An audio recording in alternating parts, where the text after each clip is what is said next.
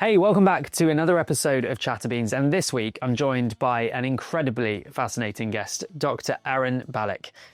He's a writer, a psychotherapist, and a deep thinker about the world of AI, social media, and technology, and how it might just be messing with our mind, long before any of us were worrying about screen time. We chat about everything from AI, social media, and therapy, imposter syndrome, our shrinking attention spans, and why we all might just be a little bit too hyper-connected. Aaron shares stories about parenting in a digital age, how social media rewires our sense of self, and why really listening to yourself might just be the antidote to modern life. I really believe this is one of those conversations that's going to stop the scrolling, let you sip your coffee and think, that's me. So grab your coffee, let's get into it. This is ChatterBeans with Dr. Aaron Balick.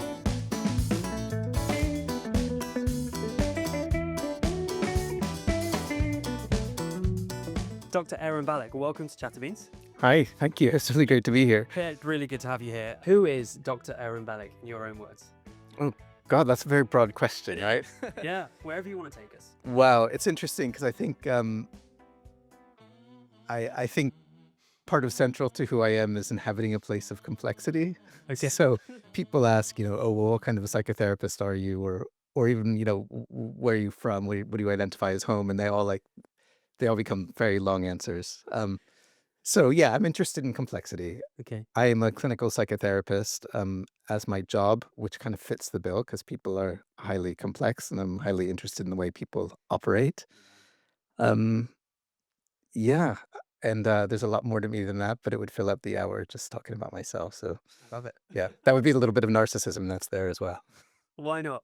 I guess, your work right now is between psychology and technology. Yeah. And particularly social media usage and things like that. I've got so many questions and so much I want to learn from you.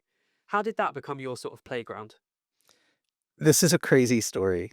It Go really on. is. So like way back in like 2000, so I was a therapist. My day job was as a therapist. It was very early in my career, whether back in like 2004, 2005 or something. Okay. I was living in Islington, not too far from here. And late one night, I was in my flat. It was an Edwardian flat. If you did, yeah, like all connected together to all the other flats on the street. And I heard this like really creepy sound coming from the corner of my consultation room, like in the night. And I thought it was probably a mouse, and they don't bother me too much, but they happen. So I go to the corner and I pull away these sheets of paper and books that were there, and this 9-inch venomous centipede is climbing up my wall. I suppose it's a crazy story. Like the link is coming, I promise. So I run upstairs, I get a Tupperware, I catch the centipede in the Tupperware. The next day I'm on the phone to the London Zoo. They send me to the Natural History Museum to have this thing identified. And while I'm there, the press secretary comes downstairs and she was like, this is amazing. Because it was like a totally foreign beast. Like it was like from Java or something. It turned out that it was like a neighbor's pet that had like escaped. We found out weeks later, but this was like a really crazy find. Yeah. Anyway, the press secretary comes downstairs and she's like, oh, can we put this in the Natural History Museum, Friends of the Natural History Museum newsletter? I'm like, fine. The next day, it's like the most emailed news story in the world, according to Google. Islington psychologist finds giant centipede in house. No. And it blew up and it was everywhere. And it was, I mean, I don't know when Google started, but it wasn't long into Google. And in those days, if you Googled me, you would just get tons and tons of stuff about this giant centipede. Now, like 6 months later, a client of mine who I had for therapy was having a panic attack at night and seeking something familiar, Googled me and found only all of this information about the centipede and that it had been poisonous. And what if something had happened to me? And it provoked this huge thing, which I then had to work out as like a therapeutic thing. And then I kind of just became the guy who thought about stuff like Google and therapy and being Googled, and because this giant centipede showed up in my flat. That's crazy. So then it was all about online, finding you online. Yeah, what happens when they find, because in those days it was like the therapist was supposed to be pretty much a blank screen and you weren't supposed to know too much about them. Yeah. It was the beginning of people looking up their therapist. Now we all do it, to choose them, but in those days they would know nothing about you. No, exactly. So then you just threw yourself straight into that, like. carried on with your therapy and then Yeah, I mean, I wrote a paper about it because in trying to understand it, yeah, I wrote a clinical paper, and then I wrote my book about social media off the top of that paper because it was like, okay, it's one thing for therapists to know about this, but what happened between us is happening between people all the time, yeah, and I want to understand it in a cultural way, and I want to help people who aren't just shrinks understand it too. So exactly. And I guess you've been exploring the kind of human side of social media long before any of us knew it mattered, right? yeah, well, I don't know about it before, but yeah, for a long time now, Because yeah, it was just social media. yeah, It's like, yeah, oh, we'll have a Facebook profile and we upload our yeah. pictures or whatever. What is it that you're I guess, what has your journey been and what have you been finding with the usage of social media and how we're all kind of like hyper connected, I suppose? Like, Yeah. what? Yeah. So the very basic piece of the theory, right, is that we are psychologically extended into the digital world, right? So before social media, when you went to bed at night, you kind of just disappeared from the world and woke up the next morning, right? And people were aware of you. Now you go to bed at night, you wake up, there's notifications, people have read your stuff, people have been online. It's like this Yeah. digital representation of yourself is out there in the world all the Mm, time. And what I do is I think about the different structures of the different kinds of platforms. And then I think about the structures of the human mind and how they meet in what becomes enabled and what becomes disabled. So, like in psychology speak, like, I don't know if you're familiar with the id, ego, and superego, this Freudian idea of like the the animal part of yourself, yeah. the adult part of Yeah. yourself, and kind of like the judge. It's like you go on LinkedIn, it's all very super ego, right? So like Yes. how you show up, how professional you are, the things you've accomplished. Yeah. If you go into Twitter or X, it's the it part of yourself. It's Yeah. like and Instagram does different things and AI does different things. It's really looking into how each digital manifestation engages with your psyche. Do you think it's possible to have those different versions of yourself and still be yourself? I mean, it links to your first question, like, what is yourself, right? Is yourself the one that gets to the gym or the one that stays home and eats donuts when you do both of those things? Do you know what I mean? So I think we are complex, multiple things. Where stuff like social media gets problematic is we start to invest in parts rather than the whole thing. So if you're on Instagram a lot, which is a really ego-based Yeah. thing, that that performative ego kind of gets bigger. You kind of put more emotional money into it, and you're not putting enough into the other stuff, which Yeah. are equally as important. Especially as I suppose your following grows potentially, or you get more likes, more Exactly. It's like you get comments. trained in a direction, right? Yeah. I guess because something I've struggled with is that I have a very professional job as a consultant in government doing AI transformation, but then I'm also trying to run this podcast where I'm a bit more personal. And I see the two quite in conflict and where I have a public Instagram account, but then I have my LinkedIn. And it's like, what if my colleagues search my Instagram? And I know Exactly. that's happened recently. So I do struggle with that. Um, are you seeing that as well, where people are trying to almost have two lives? It's like anybody who has any kind of thing that's unconventional in the most minor kind of way always has the same experience when you have to fill in some sort of a form and you're like, Yeah. "Oh, I don't fit." You know what? But it's slightly like Yeah. this. It's like I think that's a bit what these platforms do. They require a certain commitment, Mm, and then it's like, well, what happens to the other stuff? And some of that stuff we want to keep separate. Some of that yeah. stuff we don't. And I think yeah, it's a little bit of a challenge. Yeah. What about imposter syndrome and things like that? Because this has come up time and time again on pretty much every episode that I've had in season 1 and 2, where people feel this imposter syndrome, whether it's online on their social media, whether it's teaching a fitness class, whether it's doing anything, they're feeling this imposter syndrome. And I feel, and I talk to my therapist, I still see a therapist every Wednesday. I talk to him a lot about what I see on social media. How am I ever going to compare? Am I going to have the body like that? Things like that. Is that becoming more and more of a problem that you're seeing? I wish it were more of a problem. In a paradoxical way, because what you have now is that people with influence who feel entitled to their opinion, however grounded in fact, Yeah. are imposters and should be doubting themselves, right? Should be like, should I just be spouting that vaccines are bullshit? Should I Yeah. be? Yeah. So, I actually think, I mean, you're talking to a shrink, right? So there's different kinds of imposter syndrome. So there's an imposter syndrome that's disproportionately experienced by women because women are socialized to speak up less and Yeah. are spoken over by men, and so it feels weird to take space. This is what you could call a it's pathological. It's not good for them. Not just women, but it's disproportionate that way. It's, and anyone who has been told they weren't good enough and doubts themselves. Then there's an imposter syndrome, which is for anybody who's working at the edge of what they know about, doing a new course, learning a new skill, always researching. That's a Mm, good kind of imposter syndrome because the further you are from the edge of your comfort zone, the more imposter you're going to feel. true. So you really have to judge, like, am I overly judging myself in this pathological imposter syndrome way? Should I feel uncomfortable because I'm learning my way? Or should I just shut up and learn something because I should ground what I'm saying in evidence and, hard work. Yeah. How interesting. Okay. Um, AI Yeah. is a big thing. It's kind of come, I feel like it's come out of nowhere very quickly. It's built into almost every app that we have. You can ask AI. Um, I'm super interested in it because I want to deliver AI products to organizations to help them save time and money. But I realize the kind of societal impact of that and potential jobs. There's a big debate about that. Where does your work go in terms of AI right now and psychotherapy? I mean, there's so many directions. I think what's most interesting to me, which isn't psychotherapy related, is psychology related. It's the relationships that people are making with these things and what it feels like to engage with them, and that they are so deeply human like that you can't help but get sucked in. Yeah. And I think that's having some really interesting, some quite scary consequences at the moment. Yeah, I think I was reading an article. I think I've said it on this podcast. I've definitely spoken about it recently, where there was a guy that feels like he's having a relationship with an AI product, and he originally sought help for his wife's, I think, mental health condition. Mhm. Ended up then he deems her his girlfriend now.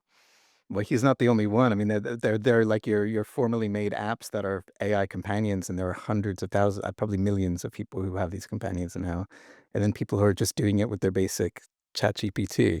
You know, Are you noticing people coming to you more around AI and kind of some of the struggles with life with AI? I mean, I wouldn't say particularly, and Okay. and it was similar when the social media book came out. People were like, oh, you're working with people who are addicted to their Instagram, and it's Mm. like, no, Uh, no, because generally people's social media use is so integrated with their life.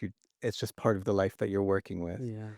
AI isn't showing up as much as social media did in the early days, I think because it's less of a tool that we relate to others through, so it's Yes. less It's not very psychologically personal, right? yeah, Yeah. yeah, so you might Yeah. share, like, if you had a therapy session with an AI, or you might talk about your fears about AI, but it's not like, "This thing happened to me on Facebook," and, which when people were on Facebook, that kinda happened a lot. Do you know, it's really interesting when I see my therapist every week, as I've said, and sometimes I wanted an answer sooner. So I Mhm. typed it into the therapy module of Chat GPT. And then I go to my therapist and say, oh, I was using the therapist module. And it's quite a weird world that we're in because it gave me exactly the same, not advice, but asked me the same questions as my therapist then Yeah. asked. Do you think there's a world where we go away with we kind of, yeah, move away from some of that professional help because we seek something that's free or cheap? Yeah. I mean, I think that's What a risks are there? you actually unknowingly named one of them, right? So, like, you wanted to have a conversation with your therapist. You had to wait a week, so you went sooner. And what a lot of people are doing with these apps that like all the research is saying it's doing great stuff for loneliness and anxiety, right? It's Yeah. like, okay, you can have your anxiety met by an app, or you can be calmed down, or you can have your fears validated, whatever. But what a real therapist would do is help the person bear their anxiety longer too, so that they're not always seeking to have it Yes. quelled, right? So this 24/7 thing about help in certain, I'm not saying what you did was wrong, right? But like, if you had health anxiety or something and you're on ChatGPT all the time, so what about the symptom? You Yeah. want to learn to live with that rather than just trying to have it Yeah. calmed away, right? Yeah. So that's kind of that's one answer to your question. I want to throw it back to you before I throw anything else out. No, I find it really interesting, and particularly on the health bit. I had an operation recently, and my consultant said you're gonna the healing time will be this, but every day I was almost asking it questions. So it built up this knowledge about me, what the procedure I'd had, what it should look like, how it should feel. But yeah, I was worried about certain things, and it was almost 24/7 me asking Yeah. questions, saying to my husband, like, "Does this look normal?" And he's like, "You should just calm. Like, he said it will take 3 to 4 months to heal. Like, calm down." Yeah, trust it. And so I have tried to let go of some of that stuff because I don't think it's a healthy But you know, relationship. it's a double-edged sword, right? So you have two different issues going on there. Yeah. You get to talk to your consultant for 5 minutes, right, before they like kick you out of the room halfway This is through a it. question, Yeah. right? Yeah. So in a way, particularly if you have your critical faculties on and you know that what you're looking at isn't hallucinated and Yeah. you know you're double checking the sources. Yeah. I think it's absolutely fine to have an hour-long conversation with ChatGPT about, you know, physical Okay. conditions. You know, I know, right, as you do, that this happens, right? Yeah. But then when it tips into, yeah, if you're there all the time trying to calm yourself, that a different thing is happening. And I think Yeah. we're really bad at identifying when the different bad thing is happening, whether it's social media or AI or what, or Or eating or anything. eating. Yeah. Exactly. It comes from something quite casual to then a habit, Yeah. which is not necessarily great. Yeah. Um, Going back to your younger years, Mm-hmm. you grew up in the States. Mm-hmm. Were you always interested in psychology and the mind? Like, where did it really start in your younger years? Uh, Get to know you a little bit more. yeah. No, I was not the kid who kind of knew he was going to grow up and be a psychologist in any way. I think I was really kind of I was a messy kid. Well, yeah. Yeah, I'm sure today I would have been diagnosed with ADHD really, really early on. Used to like do my homework and leave it at home. My parents were just like hopeless about my where I was going in life. And no, I did all right. I did all right in school. Yeah. When I went to university, things got really interesting. I started pre-med. I didn't have the mind for chemistry though, so ended up with an English degree. After doing film, changed my major 3 times, I Yeah. think. Yeah. Okay. And then I became a TEFL teacher, and it wasn't really became a TEFL teacher in Poland. And then when I wanted to move to the UK with my partner, um, I did a master's degree to get a visa, student visa, and I Nice. read Freud for the first time on this master's degree. I was 25. Wow. And I was like, this is interesting. Like, this really captured my mind. Got you And like, going. it was really sudden. And it was just like, I guess I'll commit, Yeah. to this. Yeah. What an amazing story. I love that. Thank you. You've been in London ever since. Yeah, ever since. Yeah, that was 94. I came up with the first time. Wow. Yeah. Amazing. Thanks for the question. It's nice to remember that. I hadn't thought about that for a Yeah, I while. always like to just, see where people come from and kind of like your journey, I suppose. And yeah, get to know you a little bit more.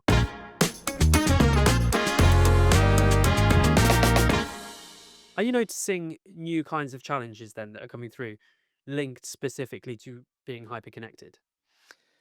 Attention spans, definitely.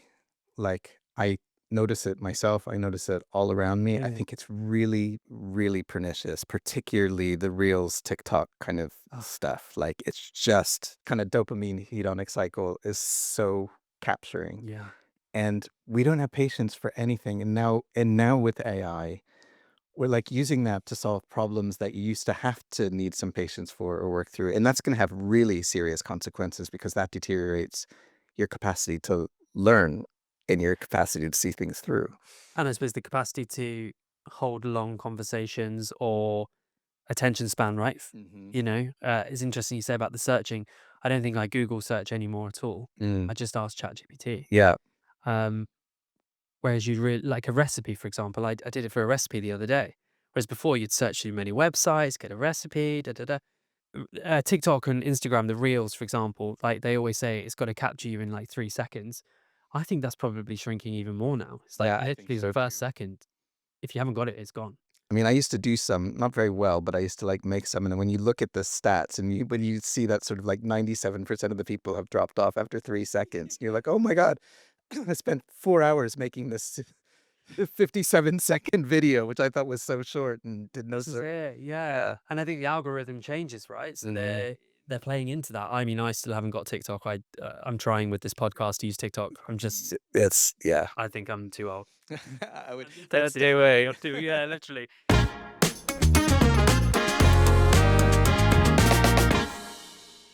Let's just to break away a little bit from that. Coffee. Do you make time for coffee? Do you like Always, yeah. Yeah. Yeah, I even have a timer like filter machine, so the coffee makes itself in my Nice. house. Yeah. Black coffee? After breakfast. Yeah. So yeah, Nice. nice milky coffee for breakfast, black in the afternoon. What about if you're out and about? Do you like to go to a coffee shop? Yeah, I love Yeah. cafes. Yeah. What do you do while you're there? I'm intrigued. Are you Uh, Probably trying to more so switch off? these days. I think because of the attention span situation that I had since a child, but has got worse because of life. Mm, I always like a little bit of stimulation around me. So being in a cafe where there are other people, there's a bit of noise. It's actually perfect environment for me to read a book, yeah. write in my journal. I like I'm to do exactly the longhand. same as you. Yeah, Yeah. just kind of focuses you, right? Oscar doesn't understand it because he's like, why would you go to a coffee shop to try and do some work?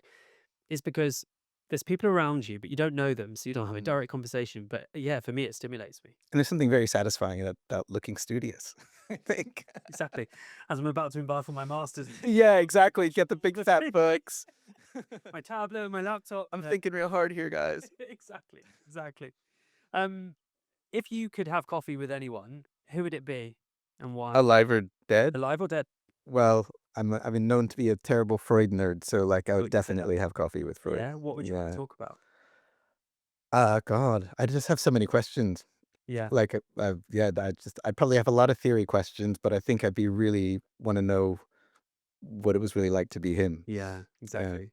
And so well known now. so well known. Yeah. And was not not shy of stimulants himself, having spent his cocaine period for a few years. Yeah.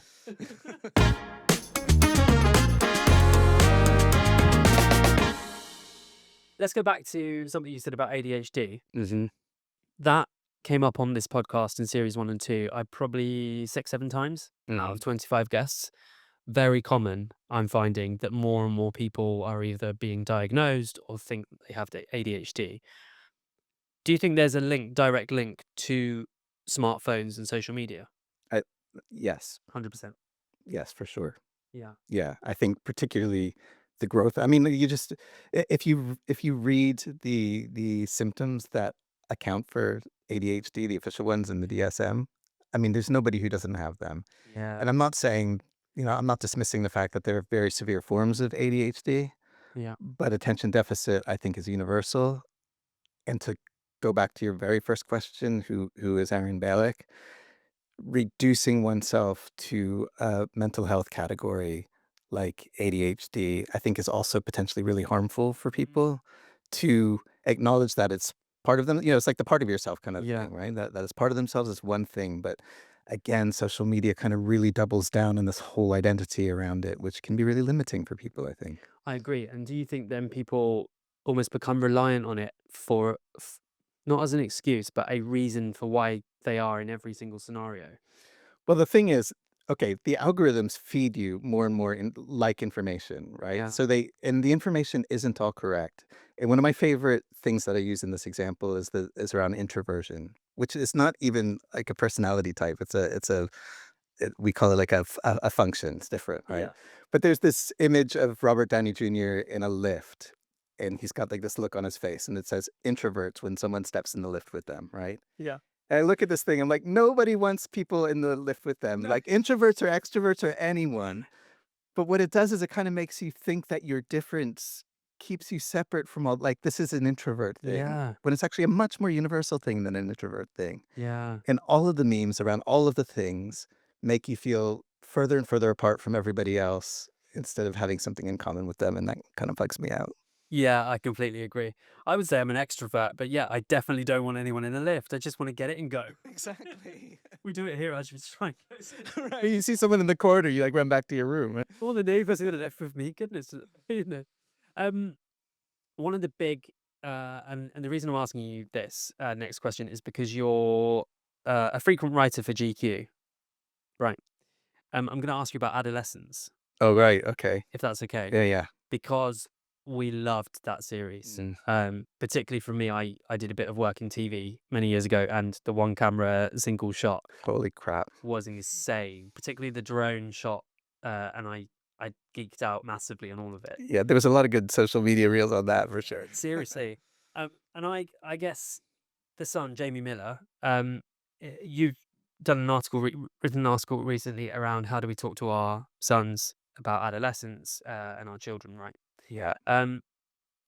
Do you think that was a wake up call for a lot of people?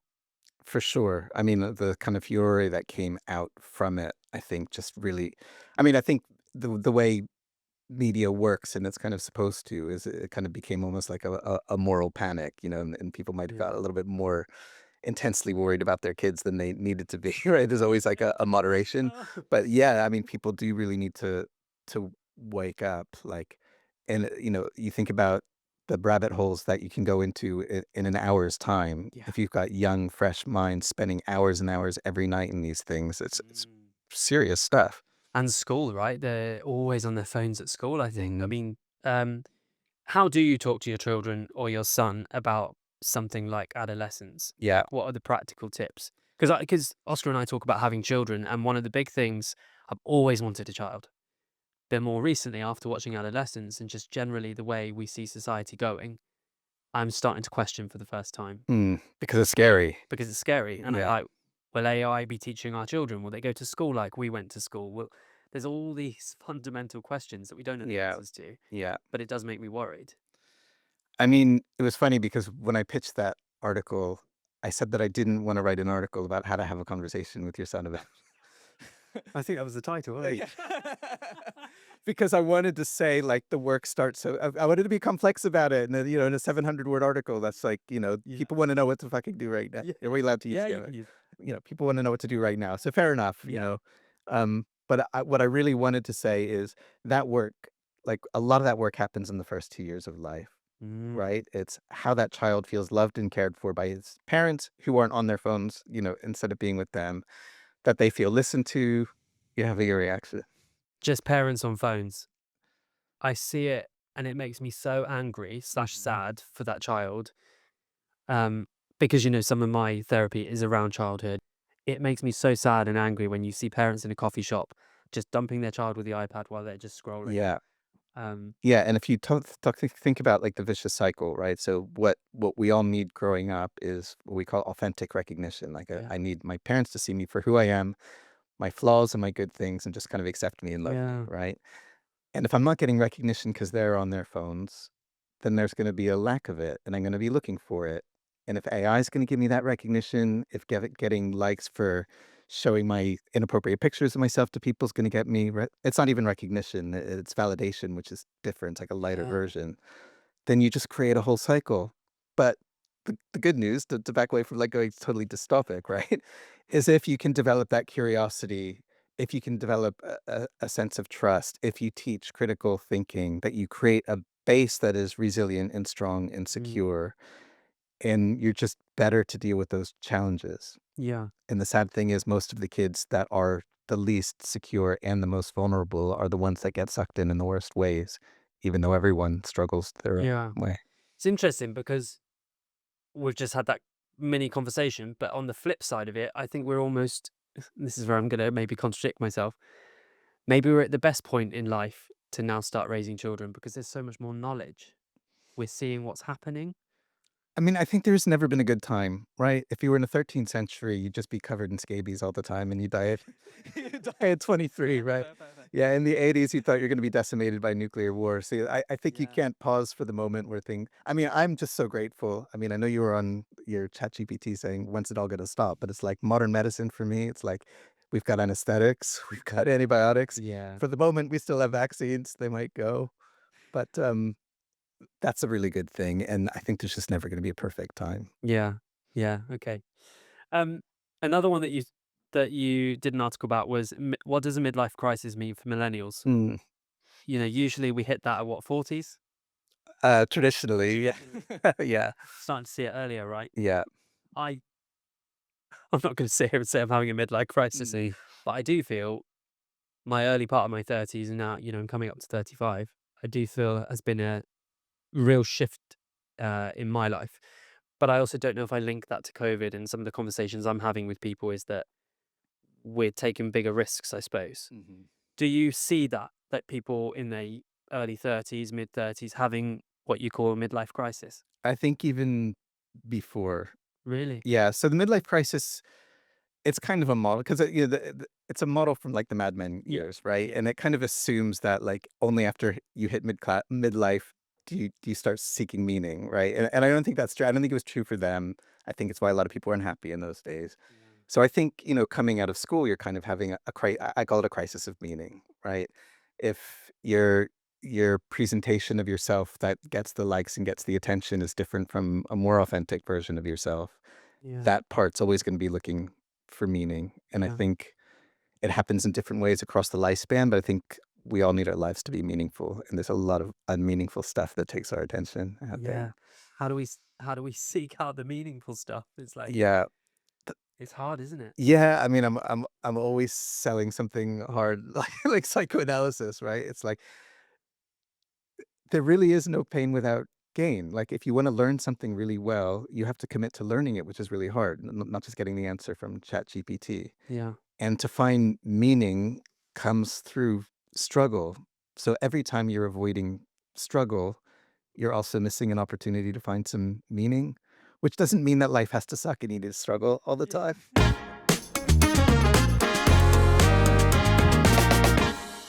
Some of the other work that you do is you've done lots of work with the BBC, GQ. You did a CBeebies. Did, yeah. I love that. I was watching it earlier. Does that is that like a different passion, or is it just combining everything that you've been learning and working in your career for, or is that just like an added bonus? It's definitely an added bonus because I don't get to have it as much as I'd like it in Right. that Okay. sense. But talking about introversion and extroversion, that really serves my extroverted function, like Yeah. therapy, writing, it's all a very introverted thing. And I really like and I've learned so much about that stuff all over the years that I have this passion that it's great to do it in a consulting room with a therapist, right? But if you can go on CVBs and just give someone a little bit of an idea about how to think differently about their Yeah. lives, or go on Radio 1 and just say, "Well, have you thought about it this way?" Yeah. to hundreds of thousands of people, it's so satisfying just to make Exactly. that skill accessible. And I think you're the longest serving therapist on the surgery with I Balick, right? think I was, yeah, yeah. That's incredible. I used to listen to it when I was younger. So funny. Um, yeah, I used to love Radio 1 and just the work that they did. But the CBeebies one that I saw was about, was it how to talk to bullies? How to, Oh, it could have been, yeah, yeah, yeah, it was incredible just seeing you in a, now that I'm speaking to you here, but seeing you in a slightly different way. So yeah. that's great. Um, if you were to look 5 years ahead, what's your biggest hope, but also your biggest worry about the way technology shapes our mental health? Oof, gosh. I mean, my biggest hope is that there are gonna be more adults in the room at some stage just on the global scene, and I think with AI, like, I think we need regulation, like, my greatest hope is that, like, get in there and regulate this stuff, like, you cannot just have billionaire company directors directing the most powerful technology that's gonna happen in the world, and, of course, it can do great stuff, like, we're scared because we know what happens to shit in the world, right? But, like, in the right hands, like, so my hope is that we can really utilize this thing, to address things like climate change and to address mental health and, all sorts of stuff. Yeah, The other side of that is the other side of that, the shadow side of everything else that could happen. yeah. Um, I like to ask this question generally about your life, and it can be about your life, but probably the work that you do in your life, which is there one life lesson that you wish people knew? Yeah, I would probably say across all of those, really listen into yourself and really be honest in hearing what you might get back from yourself. Whether it's the feeling of misery and anxiety that you get when you're doom scrolling, like your whole body's telling you to stop, just listen and be honest and stop, Yeah, to the very deeply important decisions you make in your life that you could probably do something else, but you're afraid, or, you know, just really listen yeah, and and really think and be brutally honest with yourself. and go with it. Yeah, I mean, I pause because it's like you also have to think about when you're listening to yourself, you're not always sure that what you're listening to is the right thing. This is it. This is it, right? It's Uh-huh. I go around in these spirals where I suppose when I'm scrolling, right, I look at, yeah, this is something I don't mind talking about. I talk about it with my therapist pretty much every week at the moment. Is these very muscular bodies on my explore page of Instagram. It's just Mhm, everywhere. mhm. And I'm like, how would I ever look like that? And then you realize there's genetics, there's things like that. And I get that bit comes into my mind and I'm like, Mhm. right, I should stop now. But then I still go on this spiral of how will I ever look like that? Yeah. What do I need to do? And then I go, right, I need a new diet plan. I need this, I need that. It's so hard, even though I know the right thing to do is to stop looking, Yeah. would be to stop searching for it Yeah. so that eventually my algorithm tidies up. But I can't. Yeah. So, and you bring on another thing which makes me want to revise my answer a little bit, because underneath that is accept yourself, right? If you can really accept yourself for who you are, Yeah. whatever you are, wherever you are, then you can better listen to yourself to meet your needs, Yeah. which aren't going to be necessarily meeting a impossible standard that's out there on the internet. Yeah. I mean, But these things are easier said than done. exactly. It all comes back to that. Just be okay. That's why we have therapists. Exactly. When do you feel most like yourself? Uh, uh, I don't know. Again, it's the complexity again. Being on Radio 1 is like very unlike my everyday self, but it feels Really? it does feel like that version of myself. Yeah. Having this conversation with you feels really like myself. Yeah. Standing on a lift when somebody walks in and making small talk doesn't make me feel like myself. Okay. Okay. I've got an answer. Whenever I'm in flow, I guess. I Yeah. love that. Yeah. Last kind of final proper question before we go on to a bit of a quick fire round, which is to get to know you a little bit more before we end. But is there something in life that you've had to unlearn? I don't. This is one of the things that might come. I'm pretty sure it comes with age. Doesn't come with everyone, but I know that it's got better as I got older, which is caring less and less and less what other people think, and to unlearn how much. It's unlearning how much that actually matters. Yeah. I think I'm definitely on that journey Mm. in a nice way. Yeah, it's a great. I mean, everybody does care, Yeah. but how you hold that, I'm interested to know what you think about Mel Robbins. Do you know Mel Robbins? I don't. No. I do recognize the title of that book. Yeah, the let them theory. She's kind of like, well, just let them. Like, if they Mhm. want to bitch about you or say something, let them.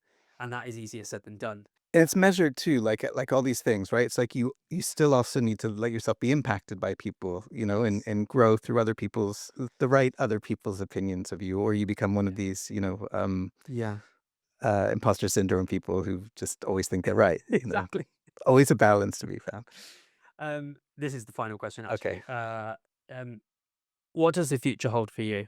I'm talk about discipline. I've been trying to finish a book that's like 98% done for like 3 years now. Like, it's crazy. It should have been done so long ago, but it's right at the end, which is a very boring phase because it's just revising it and making Right. sure it's right. Okay. So definitely want to get. I think, yeah, projects like that. I'd like to get that book out. I'd like to revise my social media book. Yeah. I'd like to do some more writing and speaking to the world about these incredibly interesting ideas.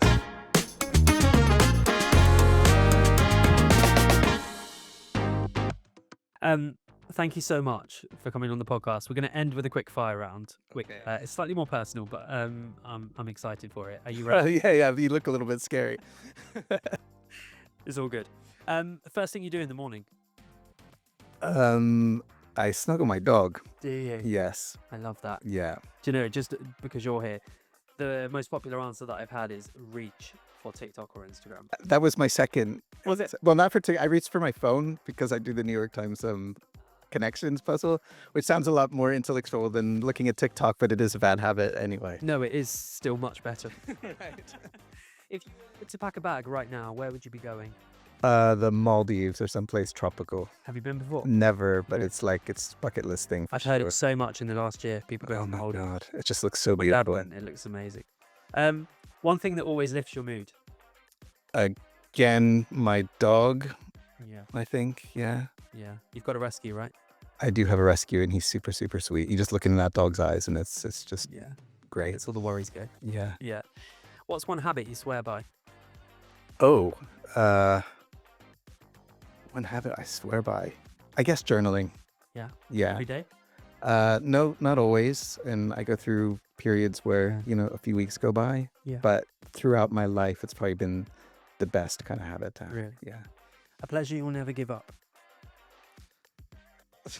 I'm not going to say it on a podcast. That's fine. okay. My mind is wandering. Favorite way to spend your day off? Do you get days off? I do. They're really important to me. I love napping. Do you? So I don't do it the whole day. I love napping. I love a lazy day. I love binge watching on Netflix, having a long nap, and just really doing nothing. Amazing. Favorite place you visited and why? Oh gosh. That's a really good question. Maybe Bali? Bali. Yeah. Really? Yeah. I was there in November. Yeah. Were you not as impressed? No, but we got severe Bali belly. Oh, right. That can be bad. And I know there are parts that are just horrible, but I just have like, Tell us about Bali. I just really, I just really love, like, I really hate being cold, which is why I don't know why I live in this country. And you go to a place like that, and I'm sure there are more beautiful places in the tropics. I just haven't had the opportunity to see them. Yeah. You feel like the universe is hugging you. You get this like this humid warmth night and day. There are like parrots flying in the trees. There's just beautiful foliage everywhere. I do relate to that, actually. Local people are just welcoming and warm. There's this amazing food. You look out on these horizons and see this insanely blue water. It's just like it does feel like a paradise. Yeah. If you could time travel, would you go forwards or backwards? Forwards. To when? And why? I suppose to see what happens. Well, if I put my money on the Star Trek universe, we got a probably a couple hundred years of some pretty horrible stuff when it starts to get utopian again. So maybe 400 years in the future, something like that. I love that, so specific. Oh, finally, what is a small amount of joy that you've experienced recently? This podcast was really good fun. Thank you so much. No, honestly. Dr. Aaron Balick, thank you so much for coming on ChatterBeans. I think I could talk to you all day. I really enjoyed it too. I really am so grateful that you could come and that we could do it face to face and not on video. Where can people connect with you and find out about your work and your book that you're going to publish? Yeah. Easiest way, aaronbalick.com. You can Google me. I'm the only Aaron Balick. You might find the Centipede story out there too. Amazing. I've got a Substack and I'm also on Instagram and LinkedIn. Amazing. And we'll tag you in everything as well. So thank you so much for coming. Thanks for having me. Thank you. Thanks so much for listening to today's episode. I really hope you enjoyed it. And if you did, why not hit that 5-star wherever you get your podcasts and hit the subscribe button so you're the first to know when the brand new episodes are released. We've also got more content over on YouTube, TikTok and Instagram at chatter.beans. Until next time, keep chatting, keep sipping, and I'll see you soon.